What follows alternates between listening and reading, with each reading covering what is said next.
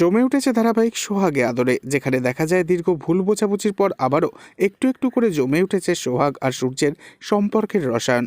দর্শকেরা ইতিমধ্যেই সাক্ষী থেকেছেন বাজার করতে গিয়ে সোহাগ আর সূর্যের সম্পর্কের মাথামাতি দেখে, যেখানে দেখা যায় বাজার করতে গিয়ে সবজিওয়ালার সাথে ঝামেলা বেঁধে যায় দাম নিয়ে দরাদরি করতে গিয়ে সোহাগ আর সূর্যের মধ্যে। তবে বাড়িতে ফিরে সূর্য নিজের ঘরেতে সোফায় বসে থাকলে সোহাগ হাতে করে সূর্যের পকেটে থাকা ছোট্ট মদের বোতলটা, যেটা বাজারে পড়ে গিয়েছিল, সেইটা নিয়ে সূর্যকে দেয়। তখন সূর্য মদের বোতলটা হাতে পেয়ে তো ভীষণ খুশি হয় আর বলে, এটা পড়ে গেছিল, তুমি তখন ফুচকাওয়ালার সামনে দিলে না, এখন এখানে দিচ্ছ?